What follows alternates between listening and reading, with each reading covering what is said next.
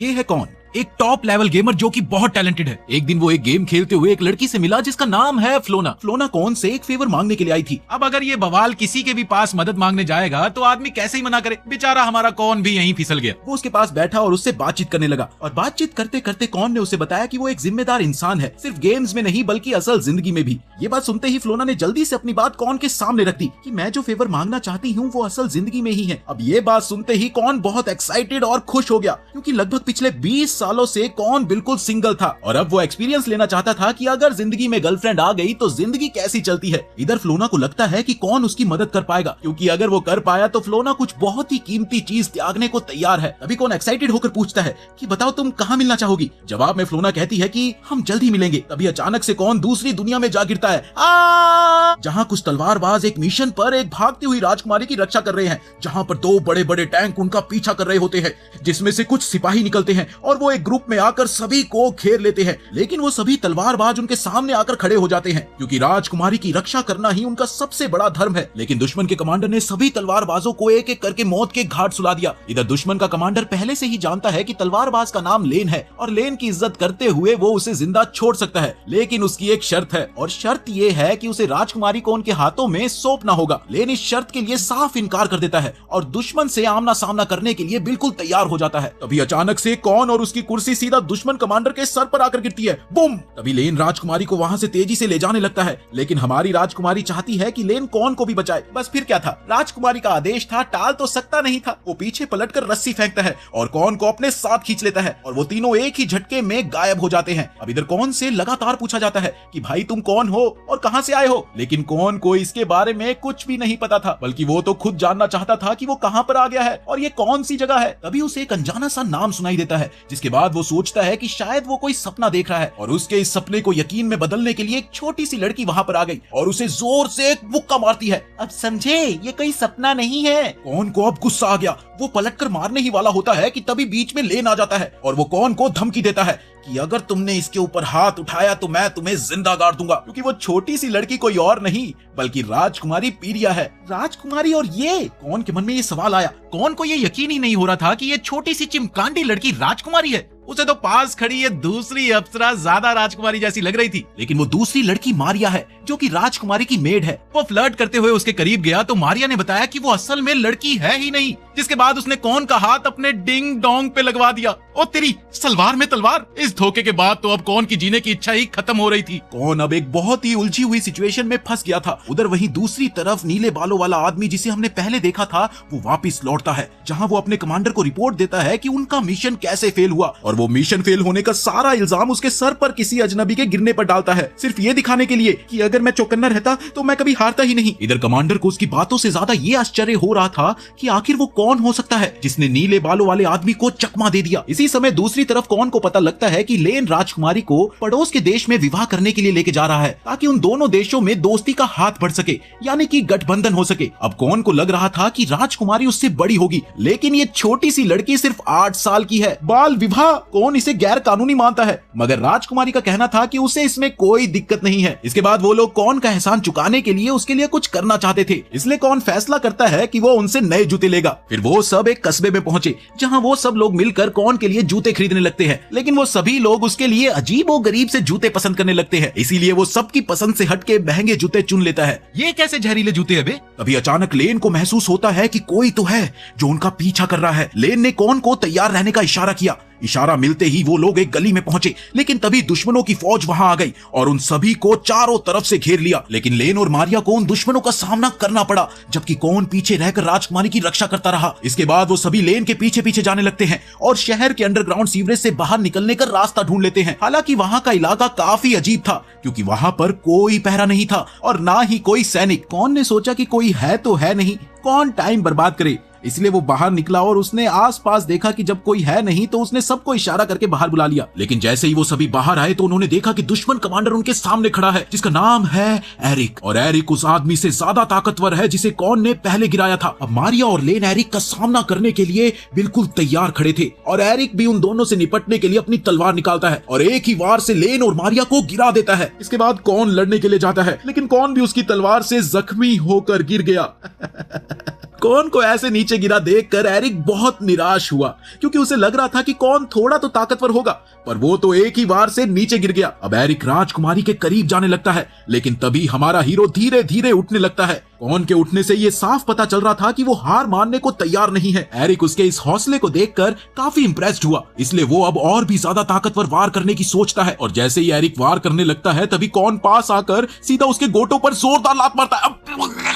गोटों पर लात लगने के बाद एरिक वहीं पर बेहोश हो गया, और एरिक के बेहोश होते ही वो सभी लोग वहां से निकल गए। इधर लेन को हैरानी ये थी कि कौन ने इतने ताकतवर एरिक को कैसे हरा दिया, पर कौन को ये बिल्कुल नॉर्मल लगा। और तो और उसने एरिक की शानदार तलवार भी चुरा ली थी, ताकि वो तलवार उसके आगे काम आ सके। कौन की बहादुरी को देखते हुए राजकुमार पीरिया ये फैसला करती है कि अब से कौन उसका शूरवीर नाइट होगा, और राजकुमारी के मुताबिक कौन इसे इनकार नहीं कर सकता। अगर कौन हाँ करता है तो लेन भी कौन को सब कुछ सिखाने के लिए बिल्कुल तैयार था, लेकिन कौन किसी भी हालत में उस छोटी सी बच्ची का सेवक बनने के लिए बिल्कुल तैयार नहीं था। और फिर कुछ दिनों बाद एरिक को होश आया और उसे याद आया कि कैसे कौन ने उसके गोटों पर जोरदार लात मारी थी। तभी एरिक के कमरे में एक डॉक्टर ने एंट्री ली और उसने एरिक को एक बुरी खबर दी। खबर ये थी कि एरिक का एक गोटा निकालना पड़ा और अब एरिक के पास सिर्फ एक ही रतन बचा है। इस खबर को सुनने के बाद एरिक को बहुत ज्यादा गुस्सा आ गया और उस दिन उसने कौन से बदला लेने की कसम खाई। उधर कौन अब भी राजकुमारी का सेवक बनने से चिढ़ा हुआ है, क्योंकि वो किसी का भी सेवक नहीं बनना चाहता, फिर वो आदेश चाहे किसी का भी क्यों ना हो। कौन का मकसद सिर्फ ये था कि उसे अपने पुराने संसार में वापस लौटने का रास्ता ढूंढना है, बस किसी भी हालत में। लेकिन लेन का कहना था कि उसके पास कोई सुराग तो है नहीं, इसलिए फिलहाल तुम्हें हमारे साथ ही चलना होगा। मगर राजकुमारी तो ये चाहती थी कि कौन उसकी सेवा करे और बदले में वो उसके खाने पीने और कपड़ों का अच्छा बंदोबस्त कर देगी। लेकिन कौन फिर भी मानने को तैयार नहीं था, क्योंकि उसकी खुद की अपनी एक सेल्फ रिस्पेक्ट है। इसके बाद कौन वहां से निकलने लगा और किसी ने भी उसे रोका तक नहीं, क्योंकि लेन चाहता था कि वो लोग जल्द से जल्द राजधानी की ओर बढ़े और किसी भी तरह दुश्मनों से बचकर रहे। फिर हम देखते हैं कि एरिक फिर से अपनी सेना के साथ लौट आया है। सबको लगता है कि एरिक की हार गलत तरीके से किए गए वार का नतीजा है, लेकिन जितना एरिक अपने साथियों की बात सुनता जा रहा था, उतना उसका चेहरा सूखता जा रहा था। उन सब की बातों को नजरअंदाज करते हुए जब एरिक जाने लगा तो सभी ने उसकी चाल देखी। बेचारा एरिक एक तरफ लटकते हुए सा चल रहा था, जिसे देखकर सब लोग अंदर ही अंदर मुस्कुरा रहे थे। फिर हम वापस कौन की तरफ आते हैं, जहाँ कौन नदी के किनारे बैठकर म्यूजिक सुन रहा था। तभी मारिया कौन को ढूंढते हुए उसके पास पहुंची, जहाँ कौन को समझ नहीं आ रहा था कि उसे लड़का बुलाए या लड़की। दरअसल मारिया चाहती है कि कौन कुछ देर तक उसके साथ चले। मारिया उससे पूछती है कि तुम्हें मेरे साथ सफर करने में कोई दिक्कत तो नहीं। इसके जवाब में कौन कहता है, मुझे तुमसे कोई नफरत नहीं है, मुझे बस किसी का सेवक बनना बिल्कुल नहीं पसंद। इसके बाद मारिया उसे कबूतरों के पास ले जाती है, लेकिन ये कबूतर छोटे मोटे कबूतर नहीं बल्कि बहुत बड़े कबूतर थे। मारिया और ज्यादा मदद बुलाना चाहती है ताकि उनके लिए राजधानी तक पहुंचना आसान हो सके। इसी बीच एरिक अपने सीनियर से मिलता है, जहां उसे पता चला कि राजकुमारी को जल्द से जल्द पकड़ना होगा और कौन से तलवार वापस लेनी होगी। लेकिन एरिक को यह पूरा यकीन था कि कौन तलवार का इस्तेमाल करना नहीं जानता होगा। इधर कौन की नजर तलवारबाजी के दौरान तलवार के ट्रिगर पर गई। उसने देखा कि ट्रिगर के नीचे एक पत्थर लगा है जो ऊर्जा सोखकर आगे बढ़ाता है। उसने ट्रिगर दबाकर तलवार को घुमाया, लेकिन उसे कोई खास फर्क नहीं लगा। कौन जानता है कि यह पत्थर काफी कीमती होगा, इसलिए वो उसे निकालकर बेच देना चाहता है। इतने में वहाँ राजकुमारी आई और वो कौन से थोड़ी देर के लिए साथ चलने के लिए कहती है। वो दोनों एक वॉच टावर पर चढ़ते हैं, जहाँ राजकुमारी उसे वो खूबसूरत नजारा दिखाती है जिसकी रक्षा वो कर रही है। वो उसे बताती है कि अगर वो शादी में हिस्सा नहीं लेगी तो युद्ध छिड़ने की बहुत संभावना है, इसीलिए वो अपनी ये जवानी कुर्बान करके दुनिया की सुरक्षा चाहती है। वो चाहती है कि कौन उसकी मदद करता रहे, लेकिन दिक्कत ये है कि कौन के पास कोई खास शक्ति नहीं है, बल्कि उसने 2 बार जो उसकी जान बचाई थी वो तो बस उसकी किस्मत थी। उसी वक्त एरिक ने एक टैंक लेकर शहर पर हमला कर दिया ताकि कौन उसके सामने आए। वहाँ नीले बालों वाला वो आदमी अब किसी और के साथ मिलकर शहर की गलियों में कौन को ढूंढ रहा होता है। इसी बीच कौन लेन के साथ मिलकर सोचता है कि अगर वो भाग गए तो इस शहर को खतरा होगा। अचानक एक बम उनके कदमों पर गिरता है और वो भागते भागते सीधा एरिक के सामने आ जाते हैं। एरिक ने टैंक की तोप को कौन पर तानते हुए हमला किया, लेकिन पहली बार में निशाना चूक गया और वो गोली उसके सैनिक को लग गई। एरिक को लगा कि वो अपने अनबैलेंस की वजह से चूक गया। वो दूसरी बार फिर से फायर करता है, लेकिन ये क्या, फिर से निशाना चूक गया। इधर लेन फटाफट सारा रास्ता साफ कर देता है ताकि कौन आगे बढ़कर मुकाबला करे। उसे ये यकीन है कि कौन किसी न किसी तरह से उस तलवार का इस्तेमाल कर लेगा। जाग कौन जाग। इसके बाद लेन भागता हुआ टैंक की तरफ बढ़ा। गलियों को चकमा देते हुए उसने टैंक के एक टायर पर तलवार से हमला कर दिया। तभी किसी चमत्कारी रोशनी के साथ तलवार एक्टिव हो जाती है और ये क्या, अचानक से तलवार पत्थर के डंडे में बदल गई। बस फिर क्या था, उसने पूरे गुस्से से डंडे को उठाकर एरिक के टैंक के टुकड़े टुकड़े कर दिए। इधर एरिक अभी भी हार मानने को तैयार नहीं था। उसने बाहर आकर कौन से आखिरी लड़ाई लड़ी। कौन देखता है कि एरिक के चलने का तरीका उसी लात का नतीजा है जो पिछली बार लगी थी, तो वो चुपचाप अपनी जगह खड़ा हो जाता है और एरिक के अनबैलेंस के चलते एक बार फिर से उसका वार चूक गया। जिसके बाद कौन ने अपनी हथौड़े जैसी तलवार से एरिक का दूसरा कंचा भी फोड़ दिया। जिससे एरिक वहीं पर बेहोश हो गया। ये सब देखकर एरिक के सैनिकों के गोटे भी मुंह में आ गए और वो अपने बच्चों का ख्याल करते हुए वहाँ से भाग जाते हैं। इसके बाद कौन और उसके साथी भी वहाँ से निकल गए और चलते चलते कौन ने ये तय किया कि अगर राजकुमारी का ग्रुप उसके लौटने का कोई रास्ता ढूंढ सकता है तो वो उसकी मदद करता रहेगा। राजकुमारी मान जाती है और उसे राजधानी तक साथ चलने को कहती है, जो अब ज्यादा दूर नहीं है। उन्हें ये पता नहीं था कि कोई लड़की उन्हें दूर से देख रही है। उस लड़की ने अपना उड़ने वाला गिलहरी नुमा चूहा कौन की ओर भेज दिया। कौन सोचता है कि शायद राजधानी पहुंचकर वो घर लौटने का रास्ता ढूंढ लेगा, लेकिन ये पूरी तरह से उसकी किस्मत पर निर्भर करेगा। हाँ, ये जरूर है कि वहाँ पर उसे कुछ सुराग मिल सकते हैं। कौन ये सब कुछ सोच ही रहा होता है कि इसी दौरान उन्हें वो उड़ने वाला गिलहरी चूहा दिखाई देता है। लेन और मारिया को तो वो बहुत ही प्यारा लगा। अरे चूहे, और उन दोनों ने उसे पालने का सोचा, लेकिन कौन ने उन्हें तुरंत मना कर दिया, क्योंकि जंगली जानवरों को जंगलों में रहना चाहिए ताकि वो जीवित रह सके और मजबूत बन सके। वो उन्हें रोकने के लिए कई बहाने बनाता है और फिर उस जानवर को भगा देता है। देर रात जब कौन सो रहा था, तभी वो जानवर उसके कमरे में आ गया। सुबह उठते ही वो उसे देखकर चिल्लाने लगा, चूहा, और उसे भगाने की कोशिश करने लगा। हट भाग यहाँ से। लेकिन मारिया ने उसे अपने हाथों में उठा लिया और किसी भी कीमत पर उसे पालने का फैसला कर लिया, चाहे कौन माने या ना माने। कौन उसे डराने के लिए बताता है कि इसे साथ रखने से तुम्हारी सारी सुंदरता गायब हो जाएगी, लेकिन मारिया फिर भी नहीं मानी। बाद में लेन ने भी उसे एक पुराना किस्सा सुनाया जिसमें एक महान योद्धा बिल्लियों को बहुत पसंद करता है। कुल मिलाकर बात ये थी कि लेन भी उस जानवर को रखने के हक में हो गया और राजकुमारी का समर्थन होने से कौन सख्त विरोध करता हुआ भी हार जाता है और फिर वो उसे साथ रख लेते हैं। इसके बाद कौन हथियारों की दुकान में जाकर कुछ शिकार का सामान लेने लगा ताकि वो उस चूहे की गेम बजा सके। तभी लेन उससे पूछता है कि वो ये क्या करने जा रहा है, तो कौन बस इतना कहता है कि मैं बस थोड़ा शिकार करना चाहता हूँ। फिर वो जाल लेकर कमरे में घुस गया और उस जानवर को ढूंढने लगा कि तभी उसने देखा कि वहाँ मारिया बंदूक ताने खड़ी है और वो उससे पूछने लगी कि उसका क्या इरादा है। अगली बार उसने जहर वाला दाव लगाया, लेकिन इस बार उसे राजकुमारी ने पकड़ लिया।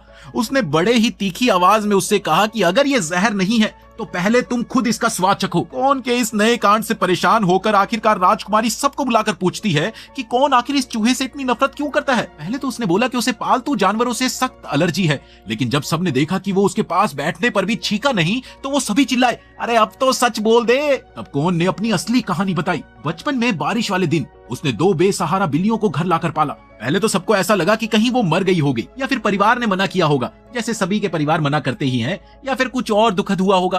पर सच तो ये था कि वो उन्हें बहुत दिनों तक पालता रहा, फिर भी उसे उनसे कोई अपनापन महसूस नहीं हुआ और उसे उनसे नफरत हो गई। अब सबको लगा कि यही मौका है कि ये गिलहरी जैसा दिखने वाला चूहा ही कौन का नजरिया बदल सकेगा। बस फिर क्या था, कौन मान गया और वो कहता है कि वो कोशिश तो करेगा पर पक्का नहीं है। उसने चूहे के साथ सुलह करने के लिए जैसे ही हाथ आगे बढ़ाया, चूहे ने उसे तुरंत काट लिया। आई आई आई, जिससे कौन को गुस्सा आ गया और उसने हथौड़ा उठाकर तुरंत उस पर हमला कर दिया। शर्त यह है कि अगर जानवर हार जाए तो उसे गायब होना पड़ेगा और अगर कौन हार गया तब भी जानवर को जाना ही पड़ेगा। लेन और मारिया चाहते हैं कि वो इतनी छोटी बात पर इतना बड़ा कदम ना उठाए और कुछ सही शर्तें रखे। इसके बाद आखिरकार वो मान जाता है कि अगर ये जानवर जीत गया तो वो साथ रह सकता है। कौन हथौड़ा चलाता रहा और फर्श को तोड़ता रहा, लेकिन सब उसे शांत होने को कहते हैं, कौन शांत हो जा, शांत हो जा, मगर वो किसी की नहीं सुनता। इसके बाद वो पिलपिला चूहा उसके ऊपर झपटा और उसके मुंह को खरोच देता है। कौन लगातार वार करता रहा पर एक भी निशाना ठीक से नहीं लगा और आखिरकार उसने उसे कोने में घेर ही लिया।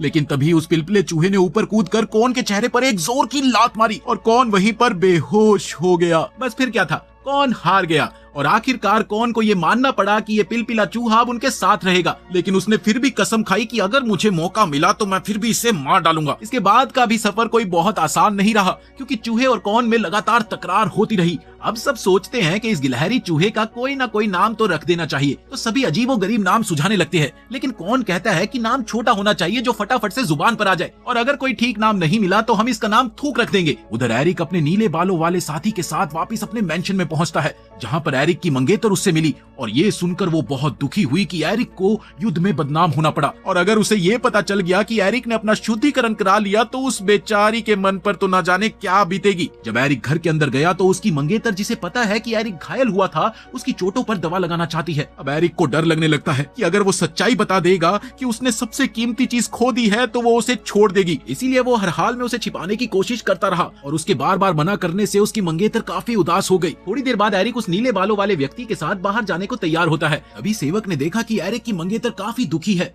एरिक उसे अकेला नहीं छोड़ना चाहता था, इसीलिए वो उसे साथ चलने को कहता है और रास्ते में बग्गी में बैठे हुए एरिक बस ये सोचता रहा कि अगर उसने सब कुछ सच बता दिया तो उसकी मंगेतर निराश होकर उसे छोड़ देगी। काफी देर चलने के बाद जब वो झील के पास रुके तो उसकी मंगेतर उससे पूछती है कि भविष्य में वो कितने बच्चों की चाह रखता है। अब फसाना ऊंट पहाड़ के नीचे। ये सुनकर एरिक का दिल दर्द से भर गया, क्योंकि वो नहीं जानता कि अपनी इस हालत में वो पिता बन भी पाएगा या नहीं। इसीलिए वो इस पर बात नहीं करना चाहता था। तो उसकी मंगेतर मान लेती है कि बच्चे तो ऊपर वाले की देन है, उन पर इंसान का वश नहीं चलता। एरिक दुखी होकर थोड़ा दूर जाकर आसमान से कहता है, मेरे साथ ही ऐसा क्यों भगवान।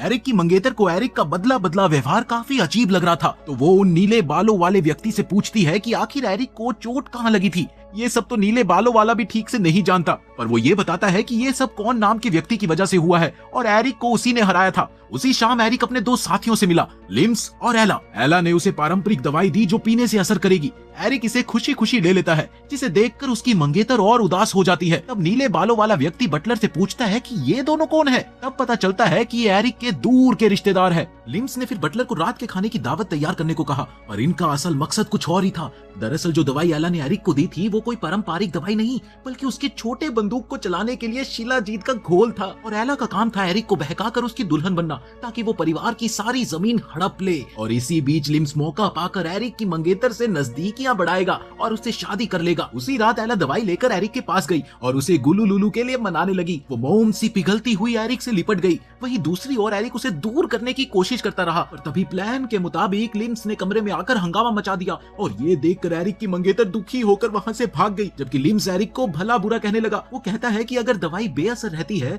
तो शायद उसका पप्पू कमजोर होगा, कमजोर। ये सुनते ही एरिक के दिल पर चोट लग गई और वो लिम्स को चुनौती देता है कि वो अपनी बेगुनाही साबित करेगा। लिम्स ये चुनौती मानकर अगले दिन जंगल में मिलने को कहता है। थोड़ी देर बाद बाहर निकलकर वो अपनी बहन को उस चुनौती के बारे में बताते हुए कहता है कि देखना कैसे मैं इसकी इज्जत का भजिया पाव करता हूँ। नीले बालों वाला व्यक्ति ये सब कुछ सुन लेता है और सीधा जाकर उसने एरिक को सारी खबर दी। तब एरिक ने उसे कहा कि उससे अंदेशा था, लेकिन फिर भी उसे लड़ना ही होगा ताकि मंगेतर से माफी मांग सके। अगली सुबह एरिक और नीले बालों वाला व्यक्ति जंगल में लिम्स और एला से मिलते हैं। नीले बालों वाला व्यक्ति लिम्स के इस साजिश की सारी पोल खोल देता है, लेकिन लिम्स ने सब बात मानते हुए अपनी जगह एक तगड़े पहलवान को आगे कर दिया ताकि वो एरिक को आसानी से हरा दे। इधर से पहलवान ने अपने कई साथियों को बुला लिया और इस तरह एरिक के सामने 7 मुस्टंडे खड़े हो गए। लेकिन एरिक घबराया नहीं, बल्कि उसने तो सबको एक ही बार में गिरा दिया, शेर। और फिर लिम्स उसके बाद हाथी जैसे मुर्गे को बुला लेता है। मुर्गा बहुत शक्तिशाली था और एरिक की ताकत घटती जा रही थी, लेकिन तभी उसकी मंगेतर और बटलर भी वहां पर आ गए और एरिक का हौसला बढ़ने लगा। हिम्मत पाकर एरिक एक बार फिर से उठ खड़ा हुआ। उसने देखा कि वो मुर्गा उसकी मंगेतर की तरफ दौड़ रहा है, लेकिन पता नहीं कौन सी ऐसी शक्ति एरिक में जागी कि वो तेजी से भागता हुआ अपनी तलवार से उस मुर्गे का कीमा बना देता है। इसके बाद एरिक ने लिम्स से पूछा कि क्या वो हार मानता है। लिम्स मान जाता है, पर जैसे ही एरिक पीछे मुड़ा लिम्स ने उसके गोटों पर एक जोर की लात मारी। लेकिन जिस इंसान ने पहले ही अपने खजूर खो दिए हो तो उसे अब दर्द कैसे ही होता होगा। एरिक गुस्से में अपनी तलवार उठाकर एक ही झटके में लिम्स को हराकर अपनी मंगेतर के पास आ जाता है। और इधर बटलर ये सोचकर हैरान है कि एरिक को वहां चोट कैसे नहीं लगी। तब एरिक कहता है कि ये सबके बस की बात नहीं होती, ये उसके कड़ी ट्रेनिंग का नतीजा है। इधर नीले बालों वाले आदमी को ये मानना पड़ा कि एरिक वास्तव में एक फौलादी आदमी है। अगले दिन एरिक और नीले बालों वाला व्यक्ति फिर से अपने मिशन पर निकल गए। एरिक अपनी मंगेतर से भी दवाई ले लेता है ताकि वो खुश रहे, और वो उसे वादा करता है कि वो एक दिन जरूर लौटेगा। इसके बाद वो दोनों एक गर्म पानी के झरने में गए ताकि अपनी थकान मिटा सके। उधर हमलावरों को इस बीच पता लगा कि राजकुमारी के साथ एक ताकतवर योद्धा भी है, और ये कोई ऐसा वैसा योद्धा नहीं बल्कि एक रहस्यमय योद्धा है जो कि ऊर्जा वाले हथियार चला सकता है, पर उनके पास उसकी कोई पुख्ता जानकारी नहीं थी। फिर उन्होंने ये तय किया कि किसी ऐसे व्यक्ति को भेजना होगा जो इसे चुपचाप संभाल ले ताकि एरिक को पता न चल सके, क्योंकि वे सोचते हैं कि अगर एरिक को बात बताई तो उसकी बेइज्जती होगी। फिर उन्होंने जेल जाकर एक आदमखोर को रिहा कर दिया ताकि वो कौन और उसके साथियों का शिकार कर सके। इधर कौन और उनके साथियों को यह पता लगा कि राजकुमारी की योजना कौन को राजधानी ले जाने की है, जहां से उसे स्काई सिटी भेजने का तरीका निकाला जाएगा, क्योंकि शायद वहां से ही उसे कोई सुराग मिले कि वो आकाश से कैसे गिरा। तब तक उसे राजकुमारी का बॉडीगार्ड बनकर रहना होगा। वहीं दूसरी ओर नरभक्षी उनके पीछे लग गए और इसी दौरान वो एक सराय में रुकते हैं। कौन लेन से पूछता है कि भाई और कितना सफर बाकी है, तो लेन ने जवाब दिया कि अगर कोई रुकावट नहीं आई तो लगभग 2 महीने और लगेंगे। कौन ये सुनते ही निराश हो गया। तभी लेन लेन उसे बताता है कि राजकुमारी की हिफाजत पर ध्यान देना होगा क्योंकि वो उस पर बहुत भरोसा करती है। इधर अचानक मारिया भागती हुई आई और कहा कि राजकुमारी के वो दिन आ गए। कोई समझ नहीं पाता लेकिन सब उसे खींचकर राजकुमारी के पास ले जाते हैं। उन्होंने देखा कि राजकुमारी तो बिल्कुल ठीक दिख रही है। लेन कोन को बाहर ले जाकर समझाता है कि उसने राजकुमारी के सर के बाल का वो गुच्छा देखा या नहीं। कोन कहता है कि हाँ देखा तो था। लेन कुछ बताने ही वाला था कि तभी राजकुमारी भूख की शिकायत करने लगी और लेन और कोन रसोई में खाना ढूंढने के लिए दौड़ गए। और फिर मारिया ने इतनी सारी खाने की चीजें पकाई लेकिन फिर भी राजकुमारी की भूख शांत होने का नाम ही नहीं ले रही थी। इसीलिए वो सराय के रसोइये से कहती है कि आज के लिए वो पूरा किचन किराए पर ले लेगी और कोई मेहमान अंदर ना आए, इस चीज का ध्यान रखना। साथ ही मारिया लेन और कोन से कहती है कि वो और खाना खरीद कर लाए। जैसे ही वो सराय से बाहर निकले वो आदमखोर सराय में घुस गया। इधर लेन और कोन खाना खरीद कर लौटते हैं। तभी लेन बताता है कि राजकुमारी के इस दौर के बारे में उसने सुना जरूर था लेकिन देखा नहीं। वो लोग उसे किसी भी तरह नाराज नहीं करना चाहते क्योंकि अगर उसके सर का तीसरा बाल भी खड़ा हो गया तो सब खत्म हो जाएगा। अंदर पहुंचकर उन्होंने पाया कि मारिया ने बहुत सारा खाना बना रखा है जिसे वो राजकुमारी के पास ले जाने लगी। कोन जैसे ही एक प्लेट उनके सामने रखता है वो 1 सेकंड में गायब हो जाती है और ऐसा ही चलता रहा। फिर कोन झल्लाकर वापस किचन में चला गया। इधर मारिया के हाथ भी अब दुखने लगे थे लेकिन वो फिर भी खाना पकाती जा रही थी। कोन बार बार खाना ले जाता और वो खाना तुरंत गायब हो जाता जिससे वो और ज्यादा कुड़ने लगा। बस कर मेरी माँ, लड़की है ये टैंकर, कितना खाएगी। वहीं राजकुमारी का दूसरा बाल भी खड़ा हो गया जिससे लेन भयंकर डर गया। अब राजकुमारी लेन को हर वाक्य के बाद म्याऊं बोलने के लिए मजबूर करने लगी। लेन जानता है कि ये बेवकूफी लगेगी लेकिन जान बचाना ज्यादा जरूरी है तो वो म्याऊं कहता रहता, मियाऊ मियाऊ। फिर वो पिलपिले को पक्षी जैसा व्यवहार करने को कहती तो वो चू चू करते हुए उड़ने की कोशिश करता, चू चू चू। इधर मारिया इतना ज्यादा खाना बना चुकी थी कि उसका दिमाग घूमने लग गया। कोन को लगा कि राजकुमारी बस बड़ी हो रही है और ज्यादा खा रही है, इसमें इतनी समस्या क्यों। इसलिए वो फैसला करता है कि वो अब खुद इसे संभालेगा। वो राजकुमारी के कमरे में गया और बोला कि देखो मुझे समझ आ रहा है कि तुम किस दौर से गुजर रही हो पर तुम्हें दूसरों को तंग नहीं करना चाहिए बल्कि तुम्हें 2 लोगों की मदद करनी चाहिए और पहला काम यही है कि तुम बर्तन उठाकर किचन में रख दो। मारिया और लेन ये देखकर दंग रह गए कि राजकुमारी वाकई कोन की मदद करने लग गई। उनके वापिस आने पर वो दोनों कोन को आगाह करते हैं, देख भाई दोबारा ऐसा काम मत करना वरना जान भी जा सकती है। थोड़े समय बाद ही अंधेरा हो गया और नरभक्षी चुपके से अंदर घुसकर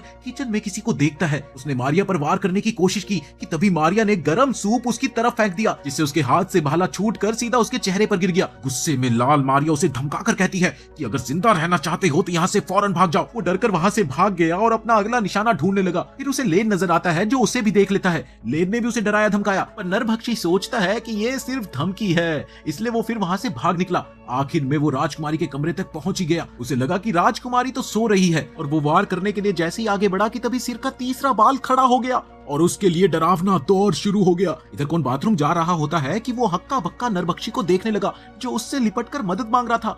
कौन सोचता है कि ये शायद लेन और मारिया ने राजकुमारी को डर दिखाने के लिए भेजा होगा। वो उसके साथ जैसे ही राजकुमारी के कमरे में गया उसने पाया कि राजकुमारी बिस्तर पर है ही नहीं। कौन खिड़की की ओर गया जहां नीचे नरभक्षी राजकुमारी से डरकर बेहोश पड़ा था। राजकुमारी कौन पर भी झपटती है कि तभी उसकी नजर तीसरे बाल पर पड़ी और वो समझ गया कि ये सब क्या हो रहा है। बस फिर क्या था, वो खिड़की से कूदकर भाग निकला। कुछ दिन बाद सभी एक गर्म पानी के झरनों वाले शहर में पहुंचते हैं। ये पूरे टापू का सबसे बड़ा हॉट स्प्रिंग एरिया था लेकिन कौन को ये जगह बिल्कुल पसंद नहीं थी क्योंकि वो हमेशा यहाँ बच्चों और मर्दों के साथ आया था, लड़कियों के साथ नहीं। फिर लेन उन्हें एक होटल में ले जाता है जहाँ वो अक्सर रुकता है और इसी बीच स्टाफ ने उन्हें कमरे तक पहुंचा दिया। इधर कौन सोचता है कि मारिया किस तरफ नहाएगी, महिलाओं वाले हिस्से में या पुरुषों वाले हिस्सों में। इसके जवाब में लेन बताता है कि मारिया और राजकुमारी के कमरे में अलग से नहाने का इंतजाम है जबकि लेन और कौन को छोटा कमरा और साथ ही बाहर का बाथरूम भी एक साथ यूज करना होगा। कौन तेजी से पानी में कूदता है पर लेन उसे आराम से बैठने को कहता है। अरे आराम से बैठो ना। इसी दौरान कौन को अपने परिवार के साथ पुरानी हॉट स्प्रिंग ट्रिप याद आने लगी। तभी अचानक उसकी चड्डी खड़ी हो जाती है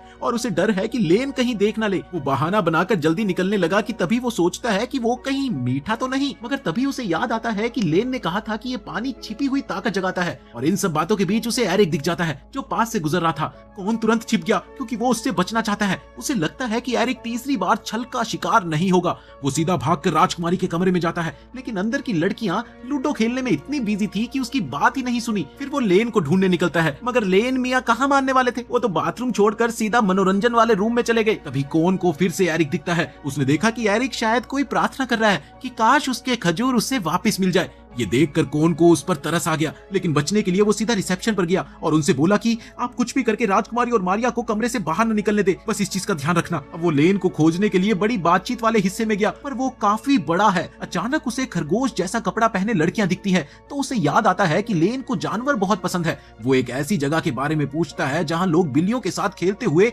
शराब पी सकते हैं। अंदर जाने पर वो वाकई लेन को वहां पर पाता है और उसे बताता है कि भाई एरिक भी यही है और मैं उससे बचना चाहता हूँ, लड़ना नहीं। तभी एरिक फिर वहां से गुजरता दिखता है तो लेन कोन को छिपा देता है। अचानक कोन ने नोटिस किया कि उसका पप्पू फिर से उठ गया। तभी उसने देखा कि उसका शरीर अचानक चमकने लगा और सभी लोगों की नजर उसी पर टिकी हुई है। वो जल्दी से वापस होटल में आ जाते हैं। तब लेन उससे पूछता है या भला ये क्या तमाशा है, पर कोन खुद नहीं जानता था, वो बस सोना चाहता था, पर उसके तेजी से चमक रहे शरीर की वजह से लेन को नींद नहीं आ रही थी। लेन फिर पूछता है क्या होगा कि अगर ये चमक ऐसी बनी रहे, तो कौन चिंता करने लगा कि अब उसे नौकरी नहीं मिलेगी, वो खूनदान तक नहीं कर पाएगा और सबसे बड़ी बात उसे गर्लफ्रेंड भी नहीं मिलेगी।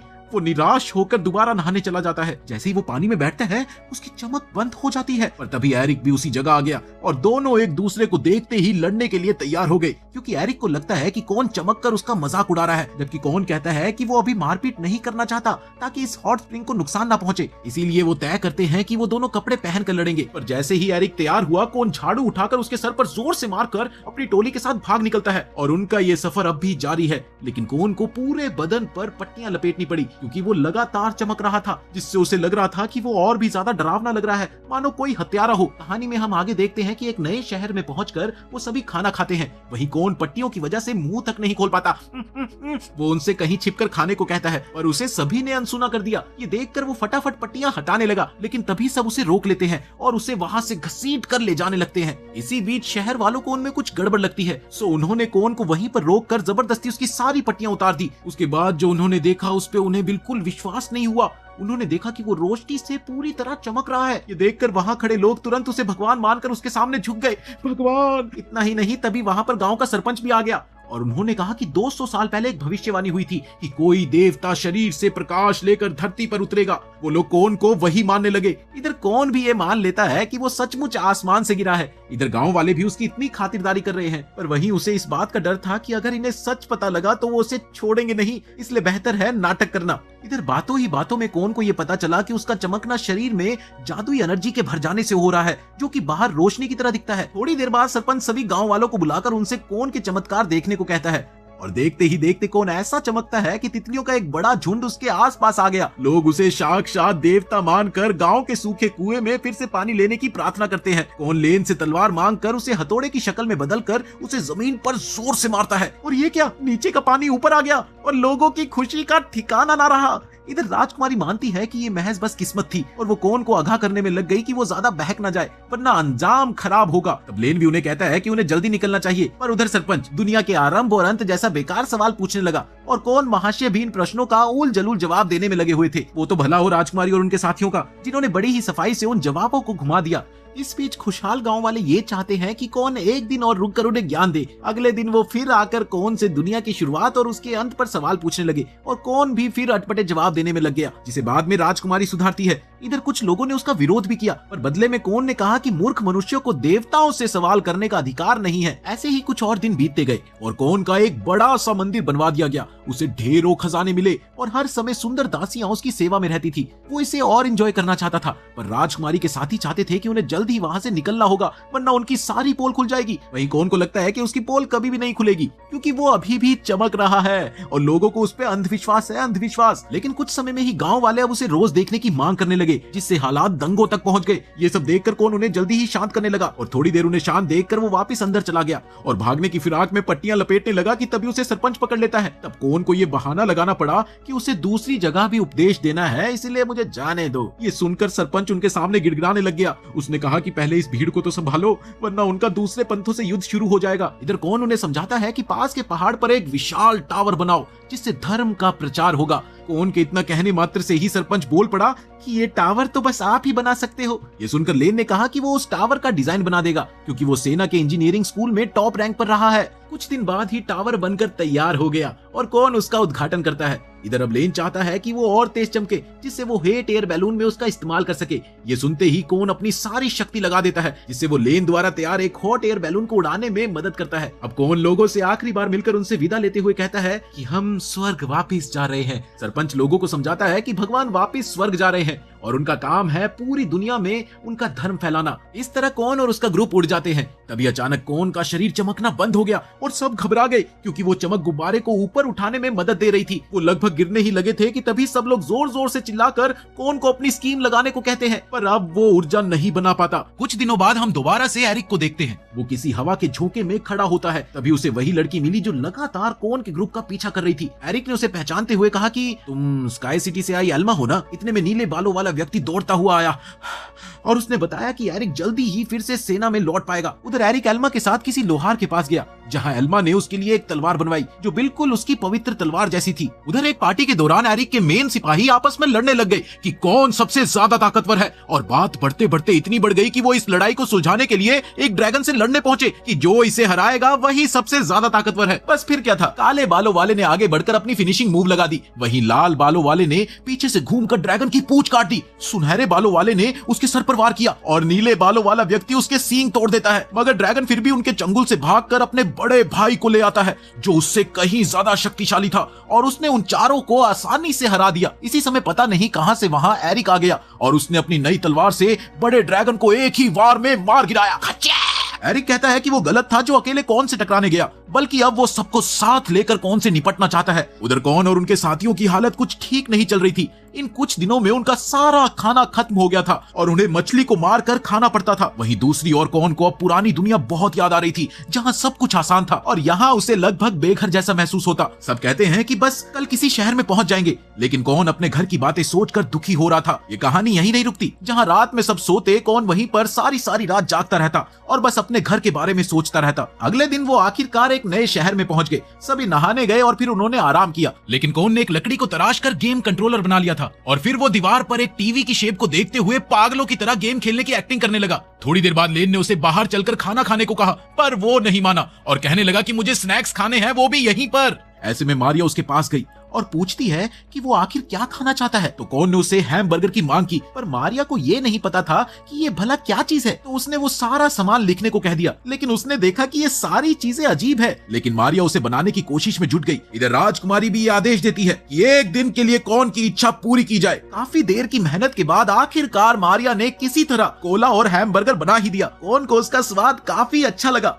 और वो और खाने की चाह में किचन की ओर गया, जहां उसने पाया कि पूरा किचन किसी साइंस लैब जैसा है और पूरी तरह से जादुई टेक्निक से भरा हुआ है। वहीं उसे ऊपर की तरफ इधर उधर उड़ते मॉन्स्टर दिखाई दिए। बस फिर क्या था, वो डर कर वहां से भाग गया और वापिस अपने काल्पनिक गेम में खो गया। इधर मारिया बैठे बैठे ये सोचती है कि शायद दिक्कत स्वाद की नहीं थी कि तभी सबको याद आता है कि कौन ने दूसरा जिक्र भी किया था और लेन के मुताबिक मारिया को कौन के लिए कोई चीज लाकर देनी होगी। मारिया ने ठीक वैसा ही किया, पर ये क्या, गिफ्ट खोलते ही कौन की नाक से खून निकलने लगा, क्योंकि वो एक अडल्ट मैगजीन थी। कौन उसे कोने में फेंक कर मुंह ढांक कर वापिस काल्पनिक गेम खेलने लग गया। अब किसी को ये नहीं समझ आ रहा था कि आखिर उसे चाहिए क्या। लेन थक कर कौन को बाहर घुमाने ले आया और वो उसे कैसीनो के नीचे ले गया, जहां अंडरग्राउंड एरिना में लोग फाइट्स पर दाव लगा रहे थे। लेन ने तो फाइट पर दाव लगाया, मगर उसने कौन को दाव नहीं लगाने दिया। कुछ देर बाद अगली फाइट के लिए 4 नए फाइटर्स के नाम पुकारे जाते हैं, जिसमें कौन का भी नाम शामिल था। अपना नाम सुनकर कौन चौंक गया और उसने लेन से पूछा कि आखिर उसे क्यों लड़ना है। इस पर लेन ने उससे कहा कि वो उसी से पैसे कमाएगा।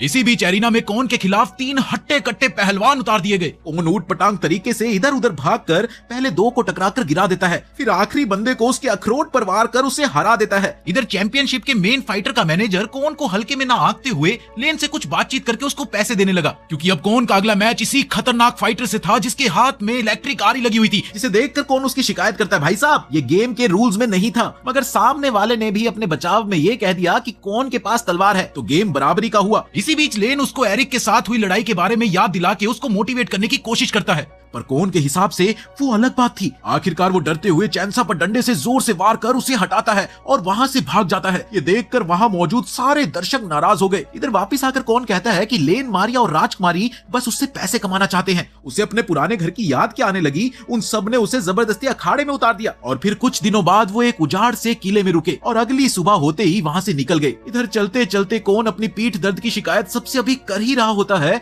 कि तभी उन पर कहीं से तोप का गोला दाग दिया गया। वो तो भला हो लेन का जिसने सबको बचा लिया। फिर वो देखते हैं कि एरिक एक बार फिर से अपनी फौज के साथ लौट आया है। उसने मुस्कुराकर इसे अच्छा शुरुआती वार कहा और देखते ही देखते उसकी सेना आगे आ गई। लेन और कोन उनका सामना करते हैं। इसी बीच एरिक और कोन की लड़ाई एक दफा फिर शुरू हो गई। उनके हथियारों की टकराहट से भयानक विस्फोट हुआ और ये क्या, कोन का ग्रुप किले की चट्टान से नीचे गिर गया। इधर लेन भी कूदकर उनके पीछे गया। होश में आने के बाद कोन ये देखता है कि राजकुमारी और लेन सुरक्षित है और साथ में काले बालों वाला सैनिक भी वहीं गिरा है। उधर एरिक की सेना ने मारिया को पकड़ लिया और इंटेरोगेशन के लिए कैंप में ले गए। चालाक मारिया पूछताछ के दौरान बेवकूफी और लड़कों के प्रति आकर्षण दिखाकर उनका दिमाग भटकाती रहती है ताकि एरिक उससे कोई सीधा जवाब न निकलवा पाए। इधर काले बालों वाले आदमी ने भी कुछ नहीं बताया।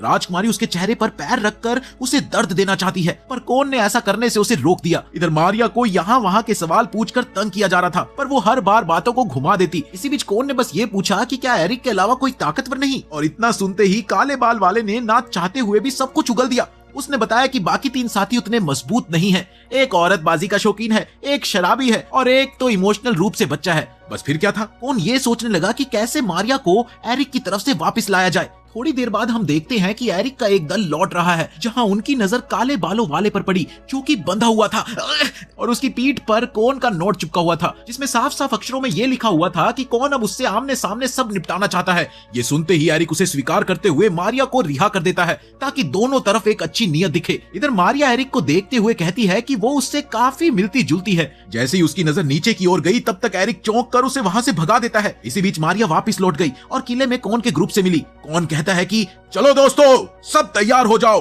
एरिक की टीम आने वाली है और हमें उन्हें हराना है। सब तैयार हो? हाँ हाँ, हम तैयार हैं। इधर कौन द्वारा खींचे गए तीर के निशानों की मदद से एरिक और उसके लोग किले में घुस गए। यहाँ एक कमरे में उन्हें एक्सरसाइज चेयर दिखी। काले बालों वाला खुशी से उसे आजमाने के लिए जैसे ही आगे बढ़ा कि तभी वो उसका पैर कुचल देती है, जिससे वो थोड़ा सतर्क हो गए और धीरे धीरे आगे बढ़ने पर उन्हें एक मैगजीन मिली जिस पर सभी को ये शक है कि ये भी जाल है। पर लाल बालों वाले ने लालच में आकर उसे उठा लिया और तभी उसके सिर पर लोहे का बर्तन गिर गया।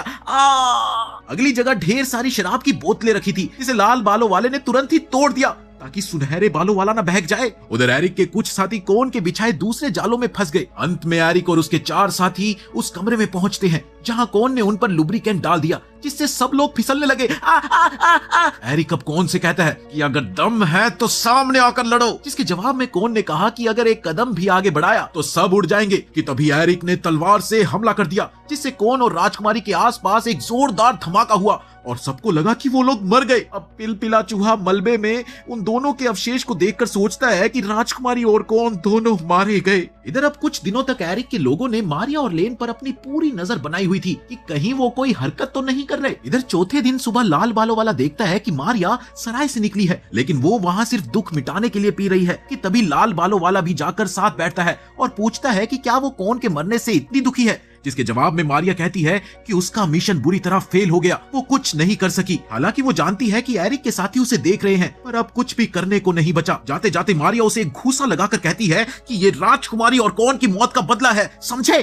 कहानी में अगली सुबह लाल बालों वाला सुनहरे बालों वाले को बोलता है कि अब लौट चले, क्योंकि मारिया की बातों से भी यही लगा कि कौन और राजकुमारी सच में मर गए। अभी उसे याद आया कि मारिया को तो पहले से ही पता था कि उनकी निगरानी हो रही है, इसलिए वो दोबारा देखने गए कि लेन और मारिया कहाँ है। इसके बाद उन्होंने देखा कि वो कब्रिस्तान में 2 ताबूतों के साथ अंतिम संस्कार की क्रिया में व्यस्त हैं। इस तरह लाल बालों वाला और सुनहरे बालों वाला मान लेते हैं कि वाकई में कौन और राजकुमारी की मौत हो चुकी है और वो अपना मिशन खत्म करके वापस चले जाते हैं। उसके बाद मारिया और लेन वहाँ से रवाना हो गए। असल में कौन और राजकुमारी अब भी जिंदा है और अब वो पानी के रास्ते से राजधानी तक जाने वाले थे, लेकिन किराए पर नाव देने वालों ने बहुत ज्यादा कीमत मांगी तो लेन ने नाराज होकर मना कर दिया। वापिस लौटकर कौन पूछने लगा कि लेन इतना कंजूस क्यों है, जबकि उसके पास इतना धन है कि वो पूरी नाव किराए पर ले सकता है। लेकिन लेन कहने लगा कि पैसा ज्यादा है तो क्या लुट जाऊं मैं। उसे ये बात सही नहीं लग रही थी कि उसे बिना बात के ज्यादा पैसे देने पड़े। इसके बाद सबने ये तय किया कि जल्दी पहुंचने के लिए समुद्री रास्ता लेने की बजाय हमें धरती के रास्ते से जाना होगा। अब कौन इसके लिए राजी नहीं था, क्योंकि उसे अपने पुराने घर लौटने का रास्ता जल्द से जल्द चाहिए था। लेकिन अब सिर्फ 3 दिन बचे थे। उधर बाकियों का यही मानना था कि जमीन के रास्ते जाने पर उन्हें रास्ते में दिलचस्प चीजें मिल सकती है। वो सभी अलग अलग सामान खरीदने के लिए निकल गए और ये तय हुआ कि हम सब 1 घंटे बाद मिलेंगे। कौन को टॉयलेट जाना था तो वो उसे ढूंढने लगा। तभी उसे एरिक का कोई पुराना साथी मिला जो शराब के नशे में धुत था। कौन को थोड़ी देर बाद किसी की आवाज सुनाई दी और जब वो आवाज के पीछे गया तो पाया कि पिलपिला किसी से रिपोर्ट कर रहा था और जब उसने पलट कर देखा तो कौन उसके पीछे खड़ा था। ये देखकर पिलपिले ने अनजान बनने की कोशिश की, पर कौन को पक्का यकीन था कि उसने जो देखा वो सच था। कौन ने चूहे को इतना हिलाया, इतना झंझोड़ा कि वो बेहोश हो गया और कौन के मुंह पर उल्टी कर दी। इसके बाद कौन अपना चेहरा धोने लगा। छी छी छी छी छी छी। जहां एरिक के 2 और सैनिकों ने उसकी आवाज सुनी, लेकिन उन्हें लगा कि शायद ये हमारा भ्रम होगा। उसने फिर पिलपिले की आवाज सुनी जो उसे कोस रहा था। तुमने मुझे उल्टी करने पर मजबूर किया। कौन ने उस चूहे को मजबूर करके सच उगलवाना चाहा तो पिलपिले ने उसे बच्चा समझकर झिड़क दिया। कर भी क्या लेगा। ये सुनकर कौन गुस्से में लाल पीला हो गया और उसने उसे तरह तरह से डराने की धमकी दी। तब जाकर उस मोटे चूहे ने सरेंडर करते हुए एक पहेली दी जिसे कौन को खुद ही सुलझाना था। इधर कौन ने जब पहेली हल की तो वाक्य का मतलब निकला, मैं तुम्हारा बाप हूँ। पिलपिले के इस दावे पर कौन को यकीन नहीं हुआ क्योंकि उन दोनों की प्रजाति अलग अलग है। मजबूर होकर चूहे ने खुलकर कहा कि कौन चुना हुआ इंसान है और उसे जिम्मेदारी दी गई है कि वो कौन की मदद करे। पर कौन फिर भी नहीं माना। जब कौन ने बाकी लोगों के सामने दावा किया कि पिलपिला इंसानों की भाषा में बोलता है तो उस मोटे चूहे ने बाकी जानवरों की तरह अपना व्यवहार शुरू कर दिया और कौन सबके सामने पागल सा लगने लगा। अब सबको लगने लगा कि शायद कौन बीमार है और उसे जल्द ही राजधानी में ले जाकर ठीक कराना होगा। इसके बाद कौन ने सोच लिया कि इसकी सच्चाई तो सबके सामने लाकर रहूंगा। वो कहने लगा कि अभी तो जानवरों का मीटिंग सीजन चल रहा है, इनको तो बच्चे पैदा करने चाहिए। उसकी इस बात पर बाकी सबने हामी भर दी। इसके बाद वो उस चूहे को उठाकर खिड़की से बाहर दिखाने लगा कि बता भाई क्या चुनेगा, बिल्ली या भेड़िया। इसके बाद कौन ने अचानक से एक बिना बालों वाली गई गुजरी चूहिया निकाली और कहने लगा कि ये देखो मिल गई इसकी पार्टनर, अब इनकी गुलू लुलू करवाएंगे। चूहा भाग के राजकुमारी के सर पर बैठ गया और फिर कौन कहने लगा कि मेरे सामने ना इसके औजार पर चोट लगी थी, देखो ये कर नहीं रहा है तो हम एक काम करते हैं कि इसकी चिड़िया काट देते हैं, इन्फेक्शन ज्यादा ना फैल जाए ना। ये कहते ही उसने अपनी तलवार निकाली और कहा कि बस एक बार की बात है, सहन कर लो। ये देख पिलपिला भागने की कोशिश करता है, चीखता है, चिल्लाता है और तब राजकुमारी को अचानक पता चला कि ये तो इंसानों की भाषा बोल रहा है। कौन फिर भी अड़ा रहता है कि उसे आज चिड़िया उड़ानी ही है। ठीक उसी समय एरिक उधर से गुजर रहा होता है तो उसने देखा कि कौन चूहे को खत्म करने की कोशिश कर रहा है। वो समझ जाता है कि कौन जिंदा है, लेकिन वो इसे अनदेखा करके आगे बढ़ जाता है। कुछ देर बाद हम देखते हैं कि उनका ग्रुप एक चलते फिरते किले तक पहुंच गया। इसी बीच राजा विदेश मंत्रालय के एक व्यक्ति से मिला जो कि राजकुमारी पेरिया का होने वाला पति भी है। उस मंत्री ने सुना था कि राजकुमारी की हत्या हो चुकी थी, पर राजा को पूरा भरोसा था कि उसकी पोती जिंदा है क्योंकि उसकी किस्मत अच्छी है। इस राजा की एक खास बात ये थी कि उसे कभी कभी तो सब कुछ याद रहता है, लेकिन कभी कभी वो सब कुछ भूल जाता है। उधर मंत्री को लगा कि अगर राजकुमारी वाकई जिंदा है तो वो विद्रोहियों को सजा देगा। इधर कौन का ग्रुप आखिरकार शाही राजधानी पहुंच गया, पर राजा से मिलने के लिए उन्हें टावर पर चढ़ना होगा। सौभाग्य से वहाँ शाही परिवार के लिए एक लिफ्ट लगी थी। वो अंदर पहुँचते हैं तो देखते हैं कि राजा के रिश्तेदार और कई सारे लोग वहाँ पर मौजूद थे जो सब सिंहासन हड़पने की फिराक में दिख रहे थे। उधर राजा से मिलने के लिए राजकुमारी पेरिया आगे बढ़ती है, पर इस वक्त राजा को कुछ भी याद नहीं। बेचारे दरबारी उसे बार बार याद दिलाते हैं कि अरे ये तेरी पोती है पोती। तब कहीं जाकर उसे बातें याद आती है। आगे हम देखते हैं कि राजकुमारी को एक रस्मों वाला ताज दिया जाता है जिसे शादी में इस्तेमाल किया जाएगा। वहाँ दूसरी ओर कौन राजा से ये सुन लेता है कि उसे पश्चिमी हिस्से के ज्योतिषी से मिलना होगा, तभी उसे स्काई सिटी जाने का रास्ता मिल सकता है। इसी दौरान राजा ये भी कहता है कि कौन के पास कोई खास किस्मत है, पर बात पूरी हो पाती इससे पहले ही राजा अचानक चला जाता है क्योंकि उसका पेट खराब हो जाता है ना, इसीलिए। इधर कौन अपनी टोली के साथ वापस लौटता है। अब जब राजकुमारी को अपने मंगेतर के घर जाना है तो जाहिर सी बात है कि कौन को पश्चिमी टावरों में अपने बलबूते पर जाना होगा। उसने सुना था कि वहाँ टावरों की भरमार है, इसलिए उसे नक्शे की जरूरत पड़ेगी। इसी बीच कौन इन सबसे कहता है कि अगर उसे घर लौटने का रास्ता मिल गया तो वो बिना अलविदा कहे वहाँ से चला जाएगा। वहीं दूसरी ओर सबको कहीं ना कहीं इस बात का पता है कि वो उस पर अब ज्यादा निर्भर नहीं कर सकते। फिर क्या था, कौन अकेला निकल पड़ा और वाकई में थोड़ी दूर चलते ही वो रास्ता भटक गया। वो तो शुक्र है कि उसे वो फिर से मोटा चूहा मिल जाता है जिसने उसे बताया कि ये इलाका काला बाजार है जहाँ अपराधी सौदा करते हैं और वो यहाँ कुछ डील करने आया है। वहीं कौन मानता है कि उसने कई बार पिलपिले के साथ बुरा व्यवहार किया है, पर अब वो उससे रास्ता दिखाने की गुजारिश करता है। थोड़े नखरों के बाद वो मान गया और उसे अलग अलग जगहों से घुमा कर ले जाता है। इसी बीच एक छोटे सुरंग नुमा रास्ते से गुजरते हुए कौन एक विद्रोही संगठन से टकरा गया। ये देखते ही चूहा भागकर उसके लिए एक नकाब ले आया ताकि उन्हें कोई पहचान ना ले, पर आखिरकार उस संगठन के लीडर को उन पर शक हो जाता है। वो लीडर धमकाते हुए ये कहता है कि उसका मकसद कुछ बड़ा है और कौन जैसे लोग उसके रास्ते का काटा है, इसलिए वो कौन को रास्ते से हटाना चाहता है। फिर क्या था, कौन वहां से 9-2-11 हो गया, पर उसकी किस्मत इतनी खराब थी कि वो इस दौरान एक और विद्रोही ग्रुप से उलझ गया जो कि एक जानवरों से प्रेम करने वाला गुट था और उनके आदर्श अलग थे, बिल्कुल अलग। वहां भी लीडर कौन को देखता है और उसे खत्म करना चाहता है, लेकिन कौन एक बार फिर से भाग निकलने के लिए कामयाब हो गया और एक तीसरे विद्रोही ग्रुप के पास पहुंच गया। हे मेरे प्रभु, इतनी भी गंदी किस्मत ना हो किसी की। और ये तीसरा ग्रुप ट्रांसजेंडर अधिकारियों के लिए लड़ते हैं। वहां का लीडर अपने विचार बताकर कौन को हटाना चाह ही रहा था कि अंत में कौन बाहर भाग निकलता है, जहां ये तीनों विद्रोही सरदार आपस में ही लड़ने लगे। बस इसी अफरा तफरी का फायदा उठाकर कौन और वो चूहा वहां से बच निकलते हैं और फिर वो दोनों आखिरकार पश्चिमी टावर तक पहुंच ही जाते हैं। टावर पर पहुंचने के बाद कौन को एक जोशी मिला, पर उसे स्काई सिटी का रास्ता नहीं पता था। तभी एक अनजान आवाज बताती है कि कौन, तुम्हें राजकुमारी के मंगेतर के घर जाना चाहिए, तुम्हें वही रास्ता मिलेगा। कौन को ये घुमा फिरा जवाब पसंद नहीं आया। उसने ऊपर जाकर देखा पर वो आकृति गायब थी और आसमान में वाकई स्काई सिटी नजर आ रही थी। फिर अगले दिन कौन वापस राजकुमारी पेरिया के पास लौट गया। कौन को देखकर राजकुमारी ने सोचा कि शायद वो उसे अलविदा कहने आया होगा, पर उसके जवाब ने लगभग उन्हें हैरत में डाल दिया। उसने कहा कि वो अब भी उनके साथ सफर जारी रखना चाहता है। इतने में लेन और मारिया भी वापस आ गए और उनके साथ एक और आदमी भी उनके सफर में मदद करने के लिए आया। पहली बार 3 ऐसे लोग दिखे जो पहले भी कहीं देखे गए थे। फिर सब एक मूंछों वाले आदमी के पीछे पीछे मंत्री के एयरशिप में चढ़कर उसके इलाके की ओर जाने लगे। वहीं दूसरी ओर राजकुमारी के जिंदा होने की खबर आग की तरह फैल गई थी। तमाम विद्रोही संगठन एक्टिव हो गए। उन्होंने देश के कई हिस्सों में हमले की तैयारी कर ली थी। वो पूरी तरह तैयार थे। उधर एरिक को भी पता चल गया था कि कौन अब भी जीवित है, तो उसने भी राजधानी में सबको इकट्ठा करके पुरानी घटनाओं का बदला लेने का मन बनाया। इधर कौन एक कोने में बैठकर सोच रहा था कि जैसे ही वो मंजिल पर पहुंचेंगे उसका सफर खत्म हो जाएगा और उसे रुकने का कोई कारण नहीं मिलेगा। फिर उसे राजकुमारी की फिक्र हुई जो इस शादी से खुश नहीं लग रही थी। वहीं लेन को भी इन बातों से कोई फर्क नहीं पड़ता क्योंकि उसकी जिम्मेदारी बस राजकुमारी को सुरक्षित पहुंचाना है। कौन ने जब लेन से राजकुमारी के बारे में पूछा तो उसने बताया कि वो मारिया से शादी की रस्मों की ट्रेनिंग ले रही है। नीले बालों वाला वो आदमी महल के अंदर घुस गया। दरअसल एरिक को सस्पेंड कर दिया गया था और वो यहाँ सेना के साथ आने की इजाजत नहीं रखता, तो उसने नीले बाल वाले सिपाही को भेजा था ताकि वो राजकुमारी को मारकर ये सारा पछड़ा ही ठीक कर दे। नीले बालों वाला आदमी कौन के कमरे में गया जहाँ कौन सिर्फ शॉर्ट्स पहनकर गद्दे पर कूद रहा था। वहाँ वो घुसपैठिया मास्क पहनकर आया था। कौन ने उससे राजकुमारी के पति के बारे में पूछा, पर उस घुसपैठिए ने कभी उसे देखा ही नहीं था, तो वो कुछ बता ही नहीं पाया। फिर कौन ने ये कबूल किया कि वो वाकई शादी में दखल देना चाहता है। उसकी आवाज सुनने के बाद कौन को एक बारी के लिए लगा कि शायद ये आदमी थोड़ा सा जाना पहचाना है, पर उसने कौन को गोली मार दी और निकल गया।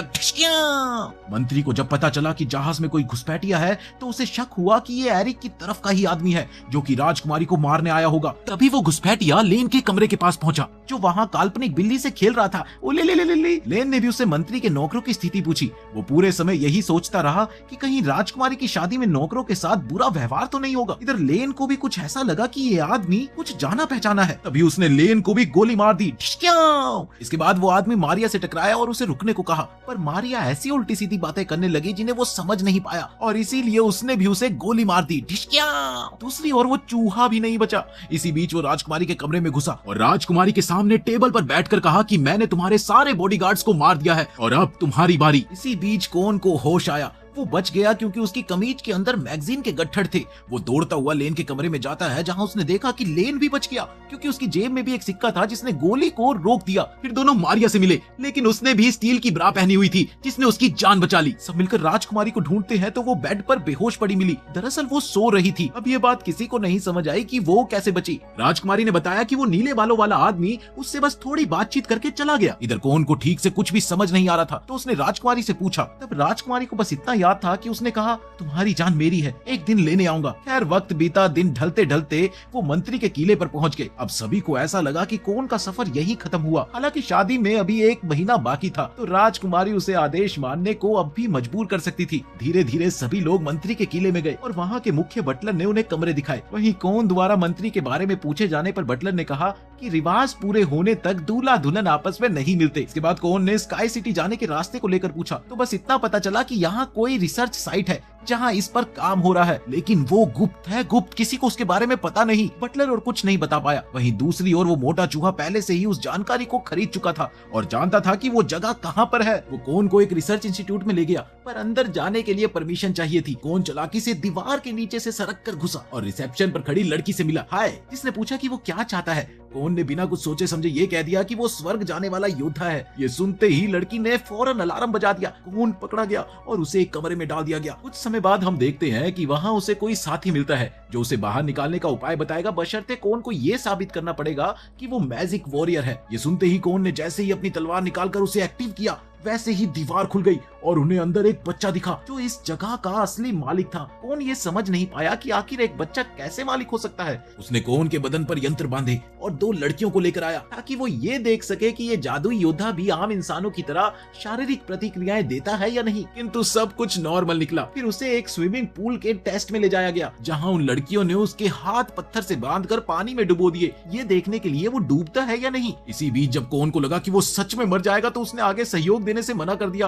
और कहा कि वो पहले उसके प्रश्नों का जवाब दे। तब बच्चे ने कहा कि तुम कोई 2 सवाल पूछ सकते हो। तो कोन ने तुरंत स्वर्ग पहुंचने का रास्ता पूछा, पर बच्चे को मालूम ही नहीं था। फिर कोन ने वहां खड़े एक स्पेसशिप के बारे में पूछा तो पता लगा कि वो इतनी ऊंचाई तक नहीं जा सकता। दोनों ही सवाल बेकार निकले और कोन बुरी तरह से गुस्से में भर गया। इधर कोन ने खुद पर और एक्सपेरिमेंट करवाने दिए ताकि वो और 4 सवाल पूछ पाए। उसने स्काई सिटी के बारे में फिर पूछा तो पता चला कि ये जादू से उड़ता है, शायद इंसानों ने ही इसे बनाया था, देवताओं ने नहीं। पर अलग अलग इलाकों में अलग अलग जानकारियां लिखी थी, कुछ भी निश्चित नहीं था। कोन ने और सवाल किए पर बच्चा उसे फिर किसी चक्कर में फंसाकर गोल मोल जवाब दे गया। आखिरकार बार बार ट्रेनिंग के बाद ये फाइनल हुआ कि कोन में कोई स्पेशल पावर नहीं है। इसी बीच पिलपिले ने बिजली काटी और कोन को किसी तरह से छुड़ाया। सैनिकों ने उन्हें चारों तरफ से घेर लिया था मगर कोन दीवार तोड़कर भाग निकला। बच्चा पीछे से चिल्लाता रहा कि वापिस आना, वापिस आना, पर कोन ने कहा सपने में मिलना।